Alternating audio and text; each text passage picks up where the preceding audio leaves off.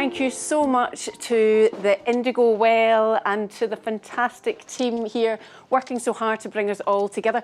Thank you to our phenomenal speakers this morning. I feel so grateful to be here for so many reasons, but it's just really, you know that way when your heart's singing, when you're like, I'm with my tribe, I'm with my tribe. So it's super great to be with you. So my name is Pam Clark. I am a nutritional therapist. I'm a health coach. I'm trained in EFT, which is also known as tapping, and I am a heart math coach, and it's the heart math I'm here to talk to you about today. I am one half of the Emporium of Health. Keely, will you stand and give us a wave? Yay! Keely is also a nutritional therapist. She's also a health coach, EFT, and she's also one of the few functional medicine certified practitioners in the UK. And we are together looking to provide an alternative healthcare system. And I'm going to give you a little bit of background for me personally before I go on and talk about heart math. So I'm actually a nurse by background. I spent most of my nursing career in palliative care, where I worked as an inpatient nurse, as a community clinical nurse specialist, and then as a lecturer and a researcher in palliative care. But I retrained in nutrition because I wanted to meet people earlier on in their lives, because I found myself in my early 30s sitting at the bedside of my mum. She was dying. My dad had died at 51. My mum was 64. And I made myself a promise on that day that I would do everything I could that my kids, who were only 3 and a few weeks old, would not be sitting at my bedside. And I wanted to see if we actually got to people earlier, if we changed the way we eat, the way we sleep, the way we think, the way we manage our thoughts, then actually what impact would that have? And I'm really delighted to say massively, and Keely and I get to see that in clinic every day. But one of the key things in here was actually, so I took the opportunity to retrain as a nutritional therapist. And one of the things Keely and I started to notice in clinic that, yeah, our clients were getting better. So their gut symptoms were resolving, they were sleeping better, they were losing weight. It's totally amazeballs. But there was a small subset of people who actually weren't getting over the line. And we were seeing that in their blood. So we're seeing that in their cholesterol, we're seeing it in their hormone balance, we're seeing it in their gut symptoms. And it made us think, actually, maybe there's another way. So that's why we trained in EFT. That's a whole lot of 15 minutes, folks. And I trained in heart math, because actually it was stress. Stress was what was impacting on these individuals. So I'm going to talk to you a little bit about stress, and then I'm going to talk to you about heart math, but actually I'm going to get you on the heart math straight away. So I'm going to get you to stand actually momentarily, if I can, folks. And I'm going to invite you to put your hand on your heart. And you can do this eyes open or eyes closed. And what we're going to do is we're just going to slow our breathing down, and we're going to imagine for a moment that our breath in and out through our heart space. Close your eyes if it's easier to concentrate in the busy room. As you breathe in, imagine that breath coming in through your heart space. And as you breathe out, imagine that breath coming out through your heart space. Your breath is even and steady. And you're aiming for a breath count of about 5 seconds on the inhale and 5 seconds on the exhale. The breath is balanced, steady, even, and we're neither holding on to our breath at the top of a breath nor at the bottom.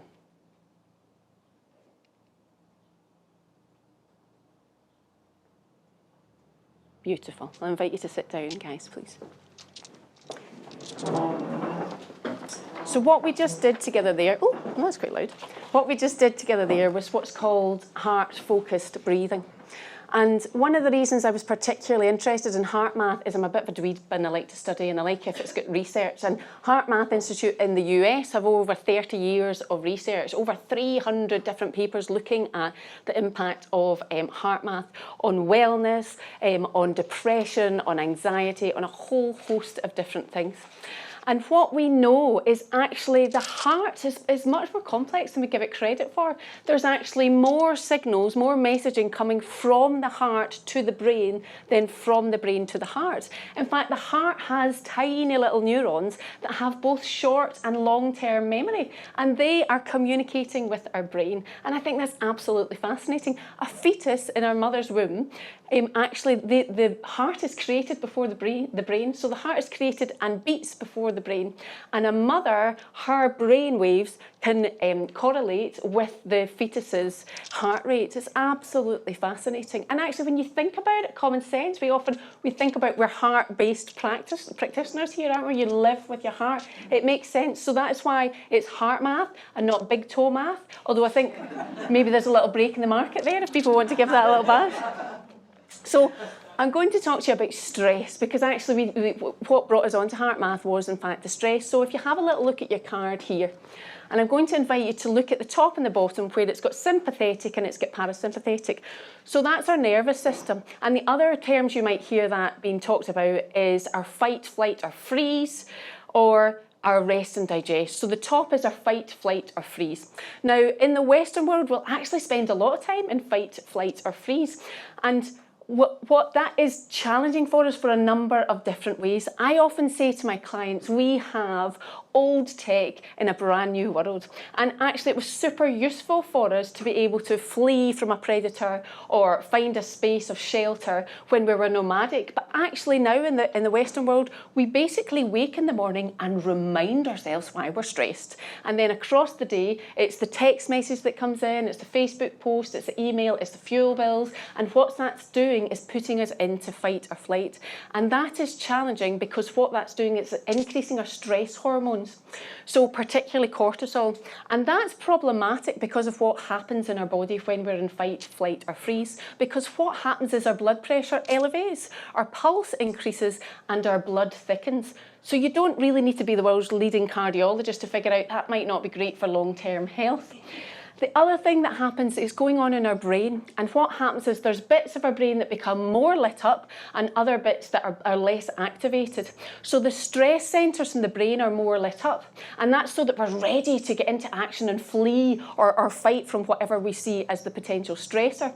But that would be okay if actually our frontal cortex wasn't less activated. And this bit is where we do our reasoning, it's where we do our creative thinking, it's where we do our problem solving. So actually when we're in a state of that fight or flight, it's almost kind of like having a mini lobotomy in some ways.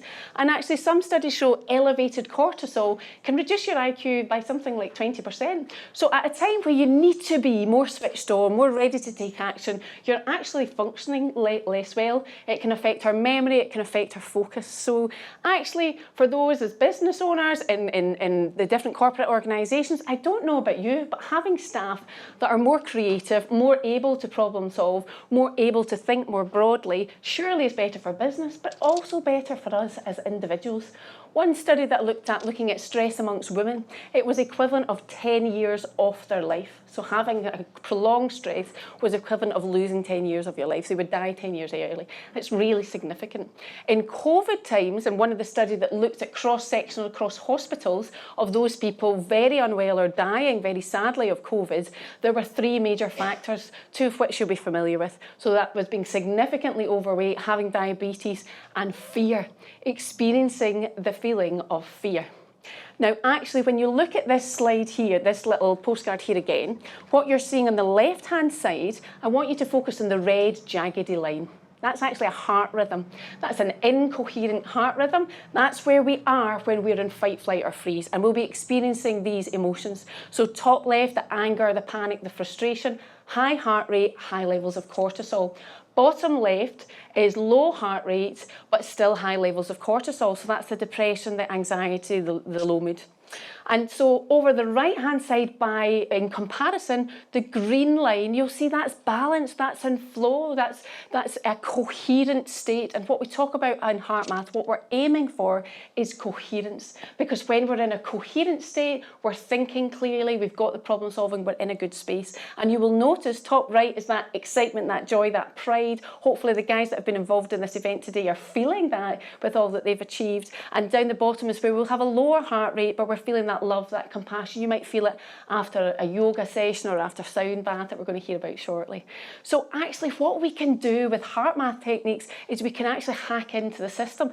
Just because this is the way that we're wired, it doesn't mean to say that that's the way we need to stay. So the heart focused breathing, we can do that across the day. So I encourage my clients when they wake in the morning, the hand goes on the heart before they hop out of bed. A few breath cycles in and out through the heart space. What we're going to do in a moment is the heart focused, the quick coherence technique gets you into coherence quick. And that can be really useful for in preparation for an event, in recovery, or just generally across your day. And there's other techniques that we can build on there. For me, where heart math has the power is exactly this. For some of my clients, if they can't track it or they can't see it, then it just ain't happening. So what you can also do is you can look at the biofeedback, so you can actually track your coherence, and that can be really valuable for people. So really when we're thinking about where we want to be, what the other thing I want to bring your attention to, and Lizzie, you mentioned it earlier, is actually emotions are choices.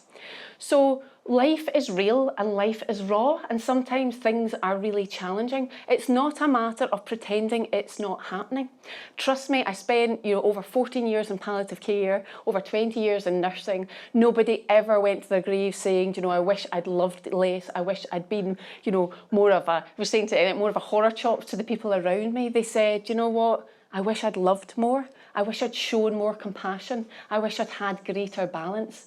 If you can have a tool at your fingertips, literally, at any point, that can help shift you from that incoherent state where you're feeling these emotions over to the other side, surely that's of value. Because actually just noticing, how am I feeling? Doing a little bit of a thermostat check.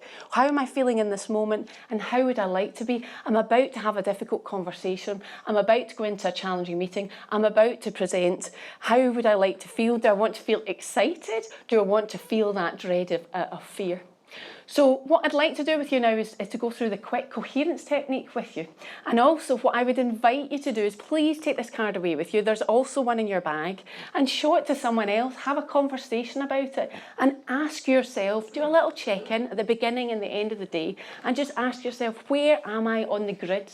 Where would I like to be? And is there something I can do to change that? So let's do the quick coherence technique together. So all we're going to do, all we're going to do is stay sitting this time, and I'd invite you to close your eyes if that's something you feel comfortable doing. Shift your focus to your heart space. Hand on heart if you'd like, but you don't have to. And once more, we'll just use heart focused breathing. So you're breathing in and imagining that breath coming in through your heart space. As you breathe out,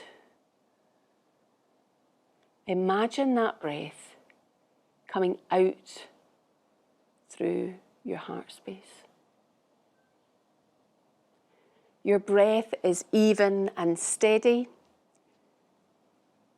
a little bit deeper, a little bit slower than it usually would be. I'd like you now to focus on something for which you feel a deep sense of appreciation or gratitude.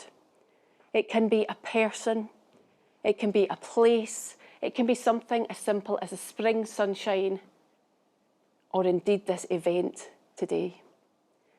So that when you breathe in, imagining that breath coming in through your heart space and bringing with it that feeling of appreciation or gratitude. As you breathe out, imagine that you are breathing out through your heart space and bringing with it that feeling of appreciation or gratitude.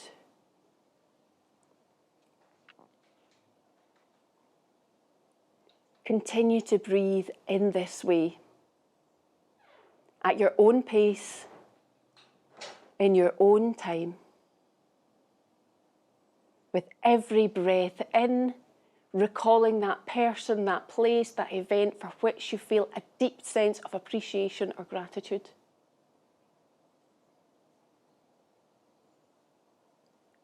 And as you breathe out, imagine that breath once more flowing through your heart space and bringing with it that sense of appreciation or gratitude.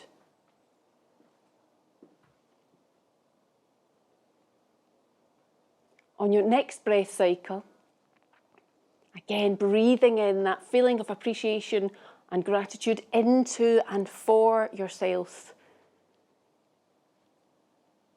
But on your out breath, I'm going to invite you to radiate out that appreciation or gratitude to everyone in this room.